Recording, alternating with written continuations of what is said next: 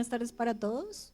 Bueno, la charla que vamos a tratar esta tarde vamos a hablar un poquito sobre prevención de transmisión vertical en nuestros neonatos. La idea es pues, presentarles qué es lo nuevo y qué es lo que buscamos ahora, porque ha cambiado un poco, hemos evolucionado un poco en este tema. Bueno, recordemos que es una prioridad siempre para nosotros, y en especial en la edad pediátrica, el manejo de nuestros neonatos, pero cuando hablamos de VIH, lo que buscamos es que tengamos niños sanos siempre. Entonces se ha vuelto una prioridad disminuir en ideal a menos del 2% que exista una transmisión vertical en el mundo.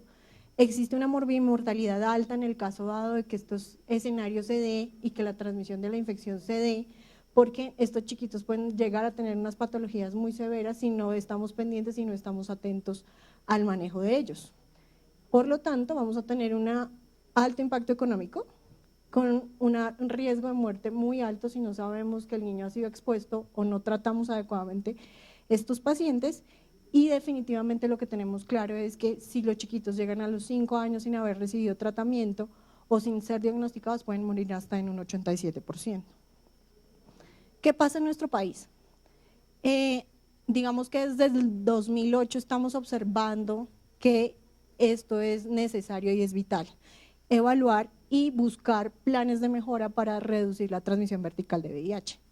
¿Qué pasó en el 2008? Que de los niños que estaban expuestos a la infección de VIH con riesgo de que su mamá en la gestación tuviera VIH y ellos tuvieran infección por VIH, llegaba a un 5.8%, que esto es muy alto para nuestra población.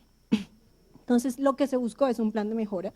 El plan de mejora va en conjunto con el programa para sífilis congénita y lo que hemos logrado es reducir al 2.7 en el 2015 y el mejor porcentaje que hemos mostrado en nuestro país es el 1.7 en el 2018.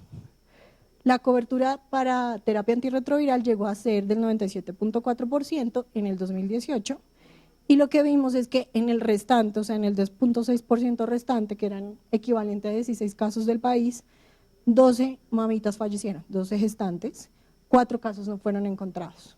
O sea, no supimos qué pasaron con estos niños. Entonces, ¿cuáles son los puntos claves que vamos a buscar en un protocolo de transmisión vertical? Recordemos que existen 3 momentos esenciales en donde puede haber transmisión vertical y básicamente es en el embarazo durante toda la gestación, en el trabajo de parto, por eso buscamos una vía de parto segura y cuando damos lactancia materna. Lo ideal en un mundo ideal, en una mujer que está en una edad reproductiva, es tener un test pregestacional. Siempre saber cómo está su condición en cuanto a los test en general de todas las infecciones que pudiéramos transmitir durante la gestación. Esto, digamos que no se da sino en menos del 5% de la población en Colombia, entonces lo que buscamos es un control prenatal temprano para un diagnóstico temprano e un inicio de terapia temprana. Cuando hacemos todas las medidas, que ya las vamos a hablar, para reducir la transmisión vertical de VIH logramos tener menos del 1% de riesgo. Y siempre vamos a evaluar hoy en día qué vía del parto vamos a tener según las condiciones de riesgo que tenga esta mamá y según la carga viral. Entonces, lo que tenemos que establecer para evaluar nuestro recién nacido o evaluar nuestro riesgo de transmisión vertical es si es alto o es bajo el riesgo.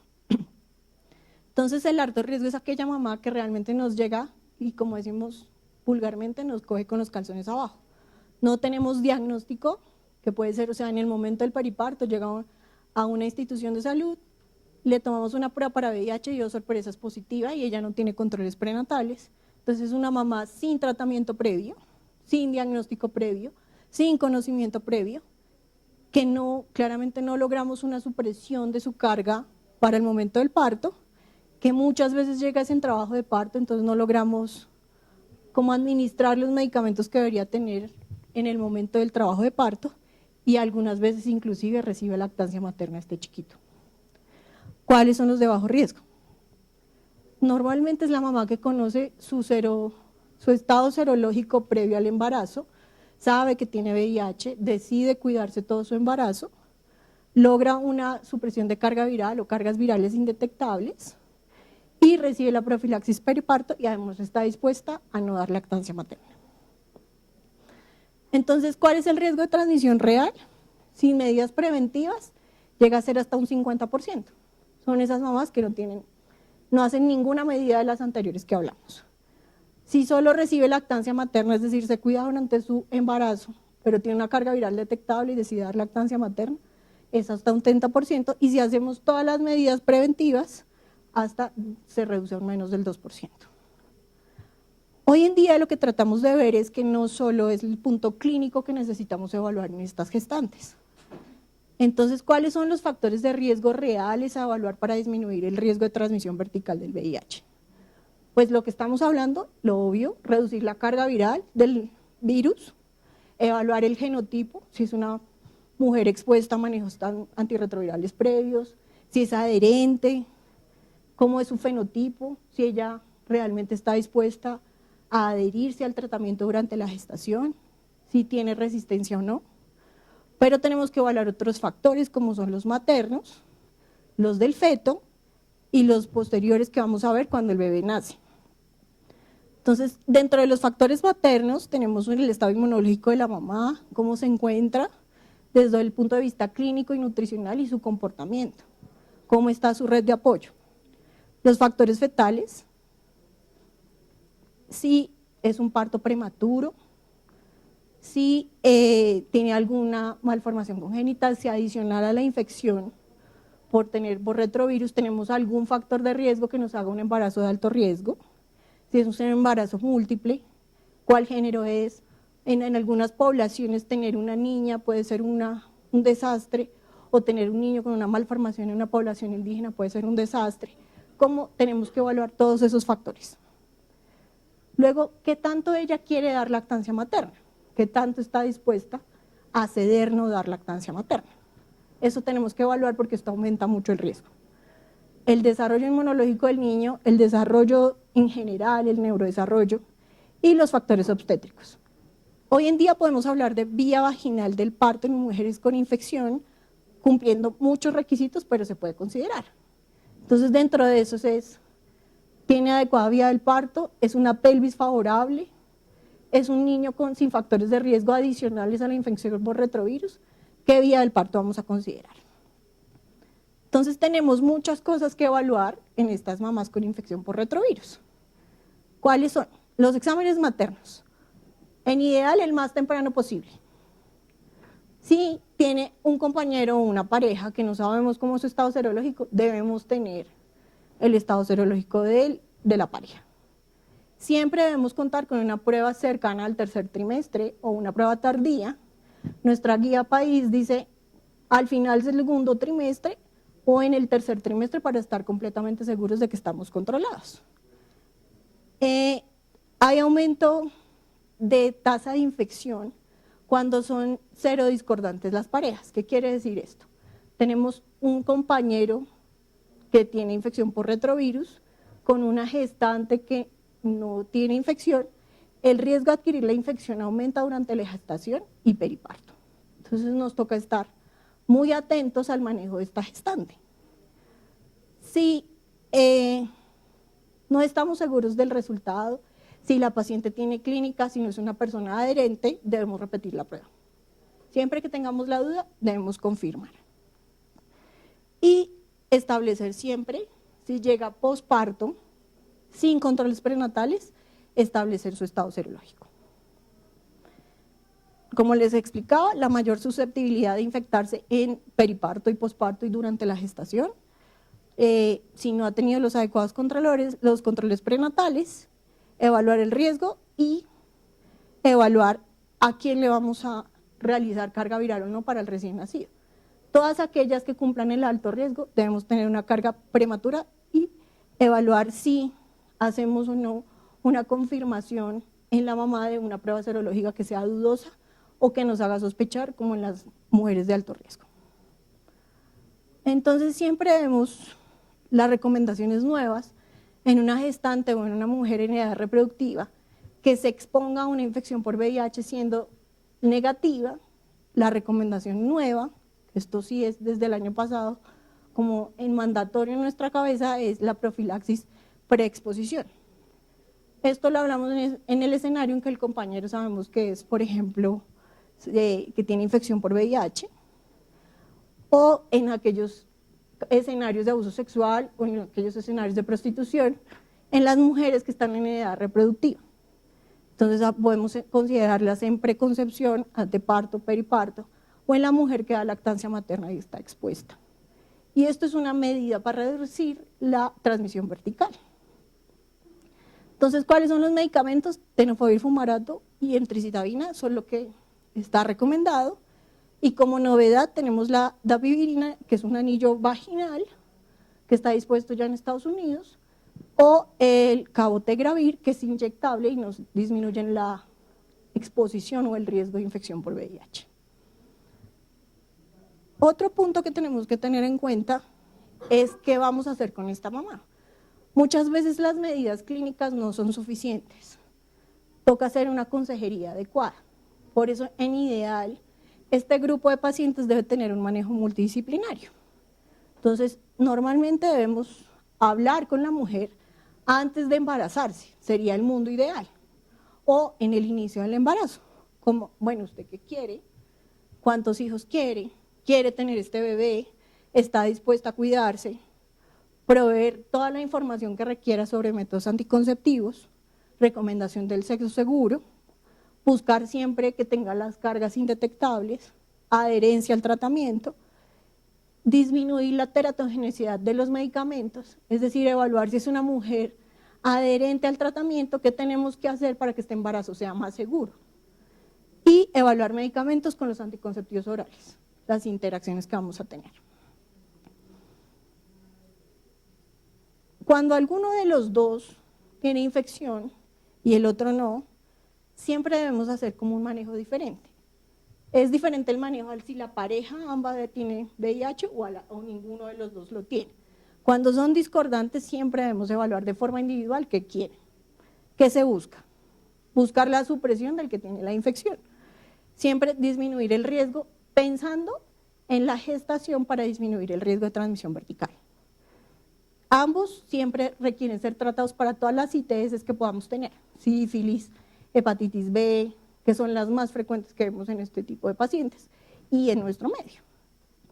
Cuando su condición es discordante, debemos explicarles cuál es el riesgo de que el bebé que van a tener pueda adquirir la infección, que esto nos va a facilitar la adherencia de ellos al manejo. Y siempre considerar el manejo preexposición. ¿Cómo son los cuidados anteparto? Entonces lo que vamos a hacer es evaluar cómo está ahorita la paciente, su condición actual desde el punto de vista clínico y psicológico, qué planes va a hacer, continuar y cambiar la terapia antirretroviral para que sea la más segura para ese bebé. Lo más temprano que podamos iniciar terapia antirretroviral teniendo una carga viral y una medición de linfocitos TCD4. Buscar cargas virales indetectables en ideal toda la gestación y buscar adherencia de la mamá para reducir la resistencia y no tener que recurrir a realizar un genotipo. Si tenemos cargas virales que son bajas, pero que no son indetectables, que uno cree que la paciente o confía en que es una señora adherente, pero están entre 500 y 1000 copias, consideremos hacer el genotipo y evaluar resistencia. Conocer los riesgos y beneficios de la terapia antirretroviral. Si hay toxicidad, en especial en el feto, algo está mal, debemos parar. Y parar es todo. Parar la terapia antirretroviral y reevaluar si este feto tiene alguna malformación, si ella lo quiere tener. Reinicio de la terapia lo más pronto posible. Siempre contar con un grupo experto. No es solo el infectólogo, no es solo el médico experto, es un grupo en particular. Y contar con el grupo para el manejo de la profilaxis del recién nacido. Entonces, antes de evaluar qué vamos a hacer con la mamá, tenemos que tener claro cuáles son los factores de riesgo en el recién nacido que nos puede pasar. Entonces, siempre, todos los medicamentos pueden causar daño en el feto, tenemos que evaluar la teratogenicidad. Ajustar el medicamento, el más seguro para nuestra gestante, con todas las condiciones clínicas que ella tenga. Y hablo con ellas porque siempre, por ejemplo, si tiene una coinfección con hepatitis B o C, tenemos que evaluar qué antirretrovirales vamos a usar que sean seguros. El medicamento recomendado en gestación en el mundo es el dolutegravir, porque aparte de su seguridad, ha mostrado que tiene una asociación benéfica con su uso en disminuir el riesgo de defectos del tubo neural. Siempre usar ácido fólico con estas gestantes, no es solo el manejo para el VIH, y siempre contemplar la posibilidad de qué vamos a hacer si nos enfrentamos a un parto prematuro. Entonces, ¿qué escenarios vamos a contemplar? Vamos a iniciar, o sea, es un diagnóstico de nuevo en esta gestación. Vamos a continuar, ella tiene VIH, está embarazada y nos toca continuarle el manejo. Vamos a reiniciar, quedó embarazada y ahora se quiere tratar. Antes no quería tomar antirretrovirales. Vamos a hacer un cambio, hay cargas detectables. Estamos tratando de concebir, es decir, está buscando tener bebé y tiene VIH, este es el otro escenario. Y siempre lo que hemos hablado, considerar qué otras infecciones tiene. Este es el régimen de medicamentos recomendado en nuestro país, nuestra guía país, que es modificada del año pasado, en el 2021. Y básicamente estas son las opciones de tratamiento que tenemos para las gestantes. La vía del parto. La recomendación previa, hace algunos años, era sí o sí cesárea. Hoy en día podemos evaluar vía de parto vaginal, con ciertas condiciones que todas deben ser cumplidas. Si alguna falla, considerar cesárea, porque el riesgo puede cambiar del menos 2% y nos puede subir hasta el 50% que teníamos. ¿Cuáles son estas condiciones? Madre adherente, cargas virales indetectables, pelvis favorable, vía del parto favorable. No es una mamá que que el bebé está muy grande y puede volverse cesárea, no. Ella no puede ir a parto vaginal. Todas aquellas que sus condiciones obstétricas nos digan, puede ser parto vaginal, lo hacemos vaginal. El contacto piel a piel había sido debatido. Entonces decíamos, toca bañar el niño, salga corriendo y no lo podemos poner con la mamá. Esto ya está reevaluado y ya sabemos que no pasa nada. No hay riesgo de transmisión.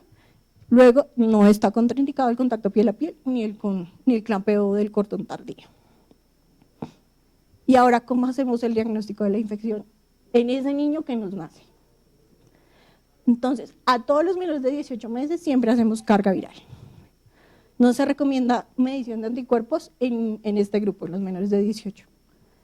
Evaluar siempre el riesgo que hemos hablado, alto o bajo. Toda prueba positiva debe contar con una prueba confirmatoria. Y al recién nacido, ¿a quién le hacemos carga viral al nacer? Entonces, aquel que no tiene controles prenatales, no tiene manejo anteparto, inicio tardío de la terapia antirretroviral, diagnóstico periparto e intraparto y cargas virales detectables cerca al parto. Entonces, los de bajo riesgo para nuestro país, ¿qué hacemos? Profilaxis con sidobudina, y la idea es tomar una carga viral 2 semanas después del terminar. Lo recomendado en los bajos riesgos es dar 4 semanas de profilaxis, y si esta carga viral es negativa, una segunda carga viral a los 4 meses de edad.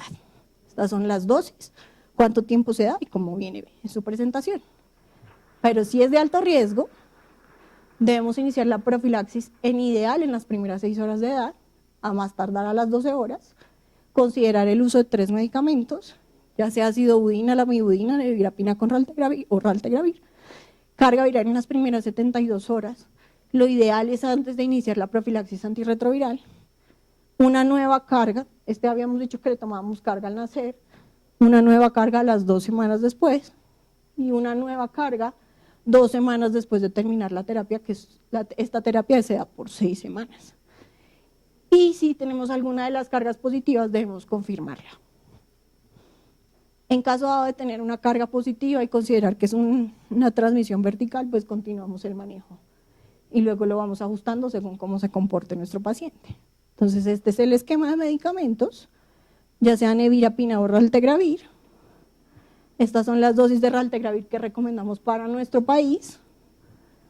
Y cuando tenemos un prematuro menor de 37 semanas, ¿qué hacer? Porque nos toca ajustar las dosis de los medicamentos. Y en resumen, ¿qué vamos a hacer?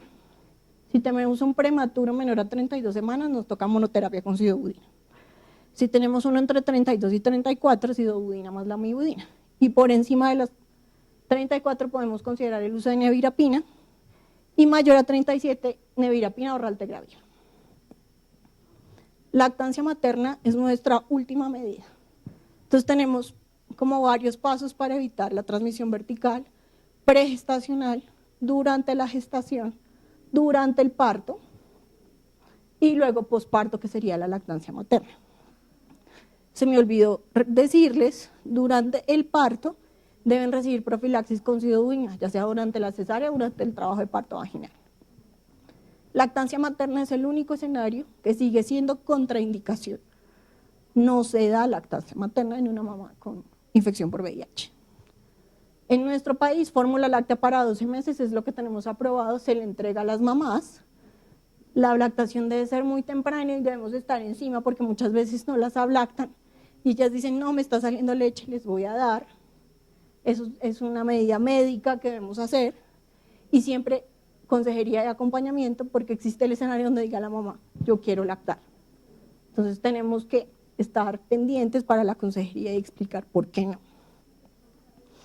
El seguimiento de este recién nacido. Por último, tenemos ya mínimo 2 cargas virales negativas, el ELISA, que ya lo podemos realizar después de los 18 meses. Si es negativo, nuestro paciente, lo podemos decir, es sano. O sea, el riesgo es 0. El manejo y seguimiento multidisciplinario, nosotros hacemos acompañamiento no solo médico, está trabajo social con nosotros, psicología, nutrición de este recién nacido, y el grupo de manejo a la madre, porque necesitamos mamá para que el riesgo sea bajo. Entonces, en resumen, ¿cuáles son los pasos para llegar a un éxito de transmisión vertical de 0? Control prenatal, toma de exámenes oportuna, revisión de los resultados, con explicación y asesoría a la mamá. Si tenemos una infección por VIH o otra infección de transmisión sexual, explicarle qué pasa. Cuando ella decida aceptar, iniciar el manejo, hacer un seguimiento de la terapia antirretroviral y luego un seguimiento de madre a hijo. Esto es todo. Muchas gracias.